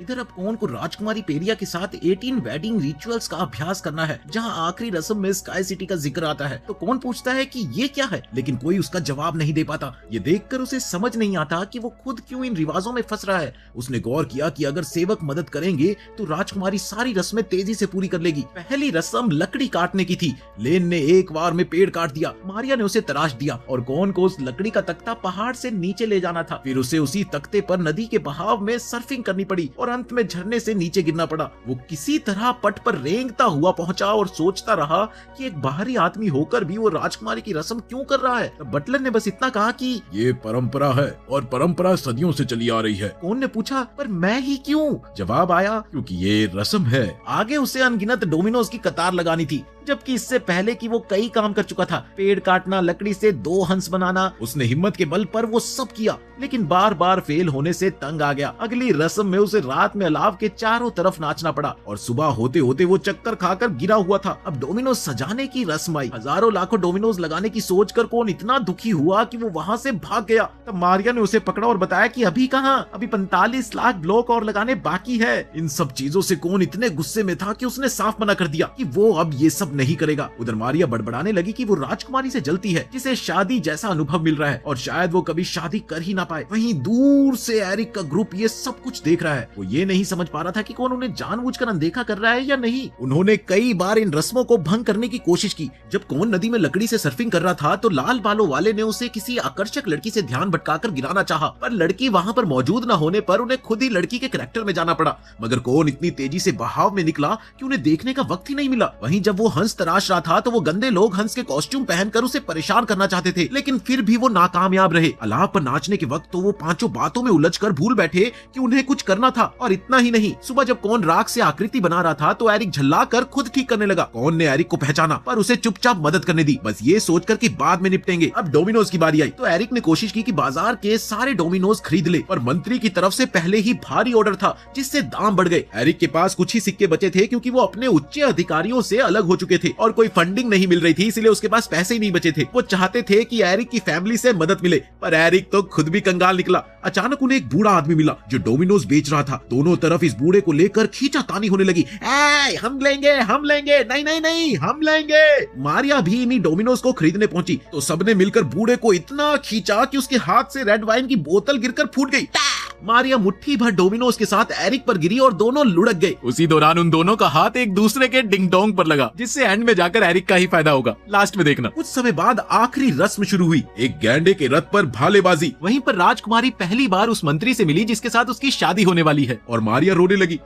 वहीं कौन को ये उम्मीद थी कि इस रस्म से कुछ राज खुलेंगे, पर ऐसा कुछ नहीं हुआ। एरिक ने देखा कि वो शादी रुकाने में नाकामयाब रहे हैं। उन्हें ये समझ नहीं आया कि जिस संगठन से वो जुड़े थे उन्हें क्यों सस्पेंडेड किया, जबकि शादी आराम आराम से होने जा रही है। इधर हरे बालों वाला व्यक्ति सब कुछ पता लगाने के लिए निकला। उसके पीछे लाल बालों वाला भी चला, पर पीले बालों वाले ने रोका कि कहीं वो रास्ते में अय्याशी न करने लगे। वहीं एरिक ने इन्हें अनदेखा कर खुद कोन को ढूंढने का फैसला किया, पर पीले बालों वाला भी उसके पीछे पीछे चल दिया। उधर देर शाम राजकुमारी पेरिया कोन के ग्रुप से मिलने आई और विदा लेते हुए उन्हें धन्यवाद दिया। मारिया ने कहा कि वो उनकी और मदद कर सकती है, पर राजकुमारी ने मना कर दिया कि अब उसे कोन की जरूरत नहीं है। फिर वो मंत्री के कमरे में गई, जहाँ मंत्री ने अपने कमरे में रखे जानवरों के मॉडल दिखाए। इधर कोन बहुत परेशान था, पर वो कुछ भी नहीं कर सकता था। उधर मंत्री बस राजकुमारी को अजीब पोशाकें पहनाना चाहता था, पर वो कुछ भी नहीं कर सकता था क्योंकि ये राजकुमारी की मर्जी का मामला था। उसे लगा कि अब उसे सचमुच सब कुछ छोड़ देना चाहिए, पर तभी अचानक कमरे के अंदर राजकुमारी का गुस्सा फूट पड़ा और उसके सिर के 3 बाल खड़े हो गए। इससे पूरा कमरा फट गया। कोन तुरंत भागा भागा देखने गया तो पाया कि मंत्री पेट के बल पड़ा था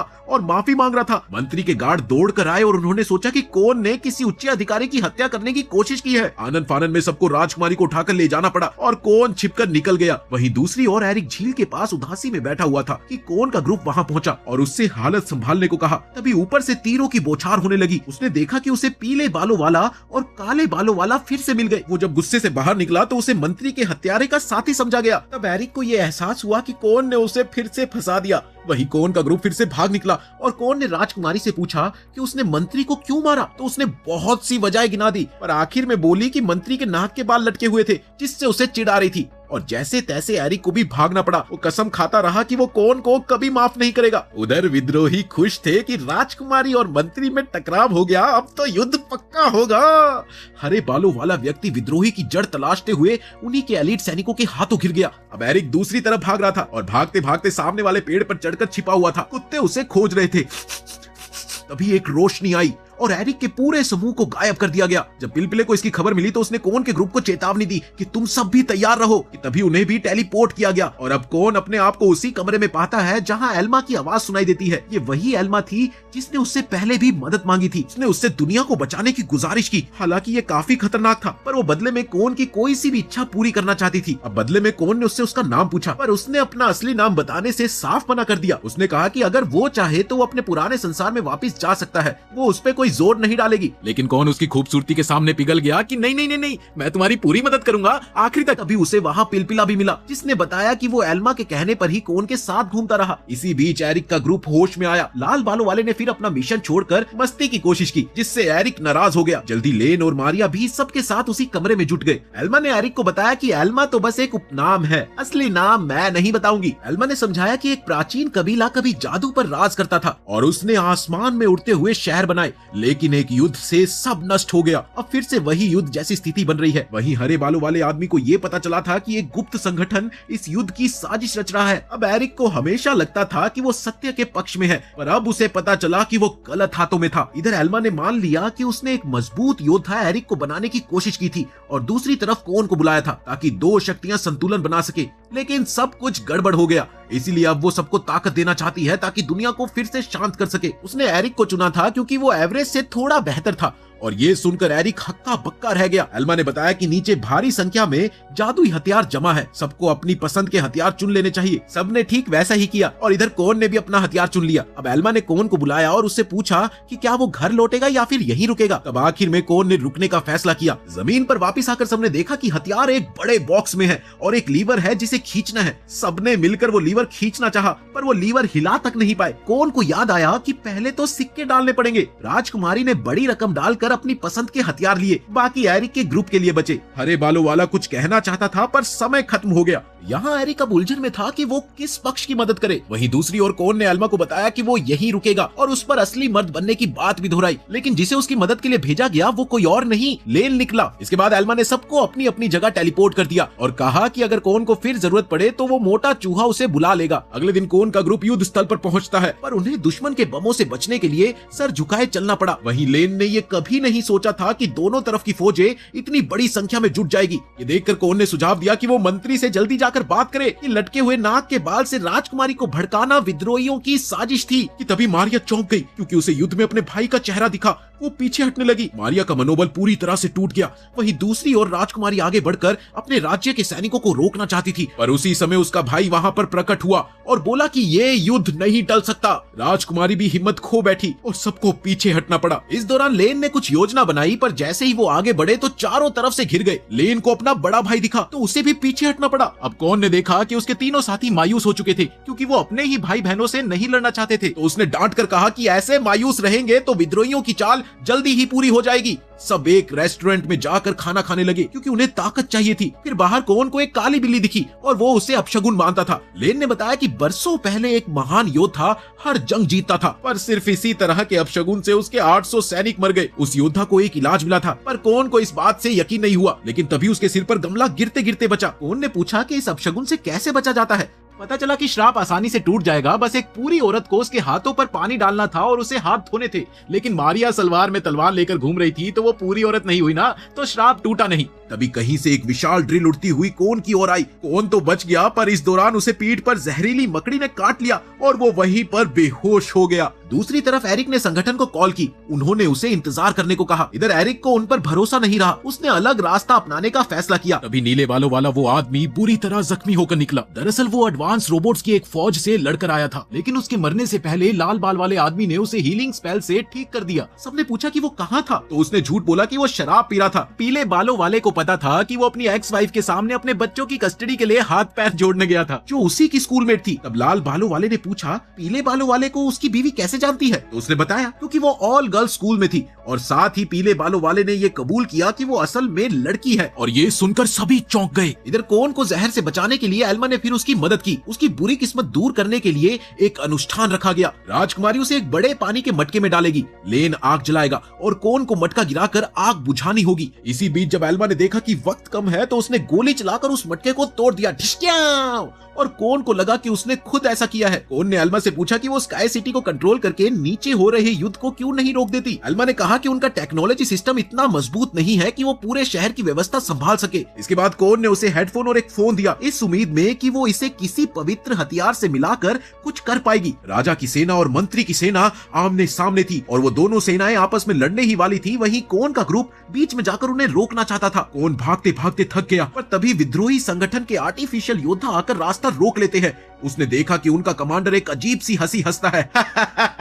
कौन ने उससे पूछा कि तुझे कोई बीमारी है क्या, जो बोलने से पहले हर बार ऐसे हंसता है। कमांडर को ये बात पसंद नहीं आई और वो सैनिकों को लड़ाई का आदेश दे देता है और लड़ाई शुरू हो गई। इधर लेन आगे बढ़ता है, जबकि मारिया और राजकुमारी पीछे से कवर फायर करती है। दुश्मनों की बड़ी तादाद और सबका मकसद सिर्फ कौन के ग्रुप को हराना नहीं, बल्कि उनको बिजी रखना है ताकि असल युद्ध शुरू हो सके। कुछ देर में और सैनिक आ जाते हैं। ये देखकर कौन का ग्रुप पीछे खिसकने लगता है। तभी एरिक का ग्रुप भी वहां पर पहुंच जाता है, जिसे संगठन छोड़कर वहां आना पड़ा। वो सब मिलकर उन आर्टिफिशियल योद्धाओं और कमांडर को हरा देते हैं। एरिक और कौन आमने सामने होते हैं, पर इस बार वो मान लेते हैं कि युद्ध रोकने के लिए वो साथ में लड़ेंगे। फिर वो दोनों एक कार में बैठकर मैदान की ओर जाते हैं। वहां दोनों पक्षों की सेनाएं एक दूसरे पर टूटने ही वाली थी कि कौन बीच में कूदकर रोकने की कोशिश करता है। रुको! वो ऐलान करता है कि वो और उसके साथी प्राचीन कबीले से चुने हुए योद्धा है, पर उसकी इस बात पर कोई यकीन नहीं करता। तब राजकुमारी पेरिया टैंकों पर गोलियां चला देती है। ये देखकर सब दहल जाते हैं। जब मंत्री अब भी नहीं मानता, तो कौन एल्मा को बुलाता है। इसके बाद एल्मा पूरा आसमानी शहर ही उन सबके ऊपर ले आती है। दोनों फौजें देखकर घबरा जाती है कि शायद ये लोग असल में भगवानों जैसे हैं। ये सब देखकर वहां मौजूद सारे सैनिक डरकर पीछे हटने लगते हैं, क्योंकि किसी को भी देवताओं से थोड़ी ना लड़ना है। राजा के सैनिक भी आगे बढ़ना चाहते थे,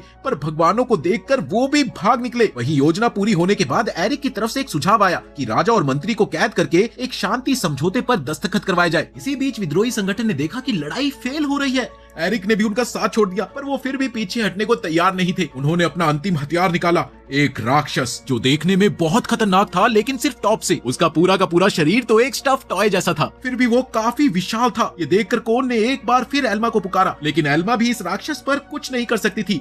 कौन को लगा कि इस दानव के सामने सब कुछ बेकार है, और एरिक और बाकी लोग फिर भी हमले पर उतर गए। कौन ने सुझाव दिया कि उसके पैरों पर वार करो। इधर सब जोर जोर से अटैक के नाम पर चिल्लाने लगे, पर राक्षस को खरोच तक न आई। वो अपना पैर उठाकर सबको कुचलने ही वाला था कि वो चूक गया। फिर उसने सबके ऊपर लार की बौछार कर दी। ये देखकर कौन को लगा कि उसे कोई दूसरा रास्ता अपनाना होगा, तो उसने अपने हथियार को लाउड स्पीकर में बदला और राक्षस से बोलने लगा, तुम अपना ही नाम रट रहे हो, क्या तुम्हें बोलना नहीं आता? इतने बड़े शरीर में अंगूर जितना दिमाग, विद्रोही तुम्हें गुलाम बना रहे हैं, जबकि तुम उनसे भी ताकतवर हो। अगर तुम वाकई मजबूत हो तो अपनी मर्जी चलाओ, ना कि किसी और की। कौन की निरंतर डांट फटकार सुनकर राक्षस ने माफी मांगी और उसने ये पूछा कि अब वो कैसे क्या करे। इस तरह कौन ने उसे पालतू बना लिया और वो उसके कहे अनुसार चलने लगा। तभी तभी एल्मा प्रकट हुई और बोली कि कौन की मैजिकल एडेप्टेशन इंडेक्स काफी ऊंची है। उसे लगा था कि कौन तलवार भाले से लड़ेगा, पर वो ज्यादातर बातें तो जुबान से हल कर रहा है। राजकुमारी समझ गई कि एल्मा भी कौन की इस प्रतिभा से अचंभित है। इधर कौन ने राजा और मंत्री दोनों की गाड़ियां पकड़ ली, जिससे उन्होंने जल्दी ही शांति समझौता कर लिया। उधर विद्रोहियों के सिपाही भागने लगे, पर एरिक और उसके लोग उन्हें धर दबोचते हैं। इसी के साथ राजा ने जश्न मनाने का फैसला किया, क्योंकि संकट अब टल चुका था। इधर फिर राज्याभिषेक की तैयारी हुई। पकड़े गए विद्रोहियों के लीडर को उम्र कैद की सजा सुना दी गई। वहीं आर्टिफिशियल सैनिकों को खेती में लगा दिया गया और मुलायम दानव को कौन ने किसी आइलैंड पर भेज दिया। आखिर में कौन और एरिक के ग्रुप के बीच एक अंतिम लड़ाई बची थी। कौन का ग्रुप मदद को लपका, पर एरिक के लोग उन्हें रोक कर बोले कि कौन और एरिक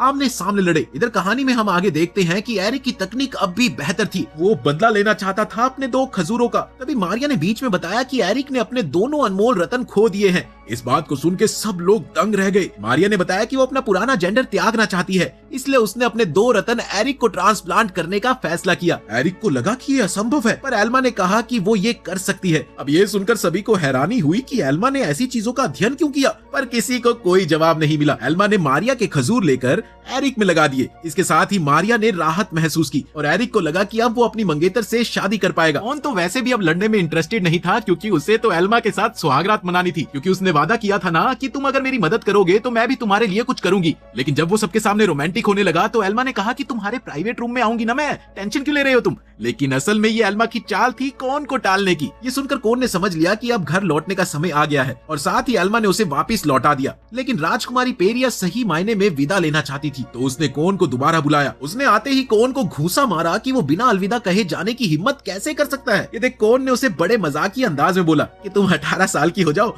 मैं तुमसे फिर मिलूंगा। अब ये सुनकर राजकुमारी ने उसे फिर से थप्पड़ लगाया। इसके बाद कौन ने उसे समझाया कि वो अच्छी राजकुमारी बने और लेन मारिया और पिलपले को उसकी रक्षा करने को कहा और एरिक और उसके साथियों को दुनिया की रक्षा करने को कहा। आखिरकार कौन अपने पुराने कमरे में लौट आया। वो कुर्सी पर सो रहा था कि तभी उसने देखा कि उसके कंप्यूटर पर एल्मा के सारे मैसेजेस हैं और राजकुमारी के थप्पड़ का दर्द अब भी उसे अपने गालों पर महसूस हो रहा था। इसके बाद कौन ने अपनी गेमिंग चीजें समेटी और यही सोचा कि बाहर निकलकर मुझे अब सचमुच बाहर की दुनिया देखनी चाहिए। ऐसे ही मजेदार एनिमे देखने के लिए वीडियो को लाइक कर लो, चैनल को सब्सक्राइब कर लो और मिलते हैं अगली वीडियो में।